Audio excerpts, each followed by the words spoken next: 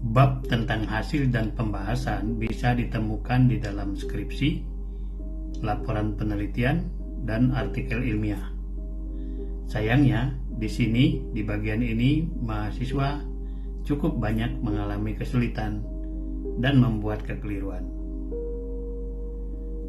Beberapa kekeliruan yang saya tangkap. Pertama, sekedar menulis kembali atau meringkas setiap bagian dari hasil. Ini dilakukan dengan sistematika yang sama. Subbagian pembahasan dibuat paralel dengan subbagian hasil. Yang kedua, tidak lagi merujuk pada temuan dari studi-studi lain.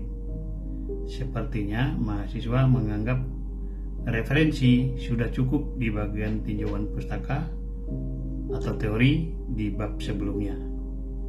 Dan yang ketiga, tidak mengandung pemaknaan atau interpretasi terhadap hasil.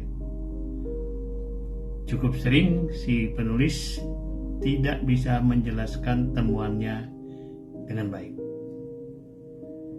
Jadi pertanyaannya, apa itu pembahasan? Mari kita lihat.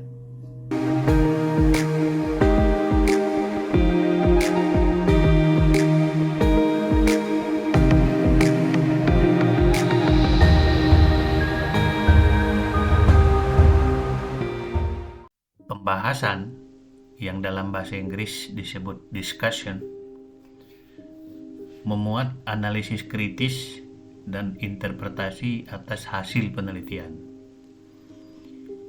dan menempatkan hasil penelitian ke dalam konteks keilmuan yang lebih luas di bidang yang sama. Apa yang harus dilakukan? Ada beberapa hal yang harus dilakukan yang saya bagi menjadi dua, yaitu pra-pembahasan dan pembahasan. Untuk pra-pembahasan ada dua. Yang pertama, melihat kembali rumusan masalah, rumusan tujuan, teori atau kerangka konseptual, dan metodologi. Yang kedua, meringkas hasil atau temuan penelitian. Apa yang pokok, apa yang substansial. Dan ini penting kaitannya dengan nomor 1.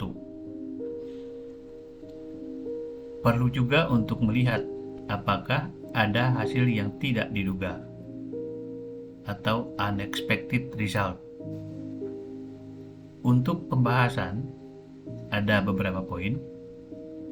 Yang pertama, menempatkan temuan dalam konteks penelitian yang lebih luas.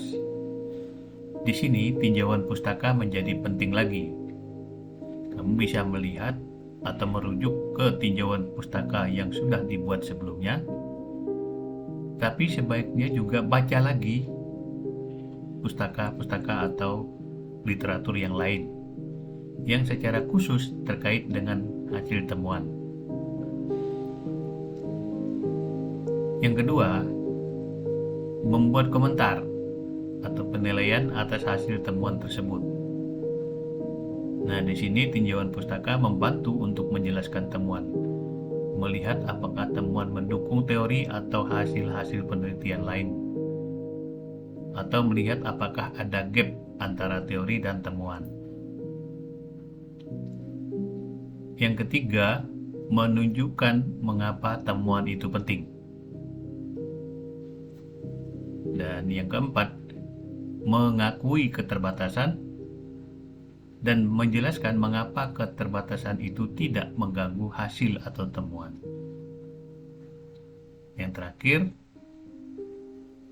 menarik atau membuat rekomendasi untuk penelitian selanjutnya. Demikian pengertian pembahasan dan apa yang harus dilakukan dengan pembahasan. Pada video yang lain, Anda bisa melihat penggunaan bahasa di dalam pembahasan.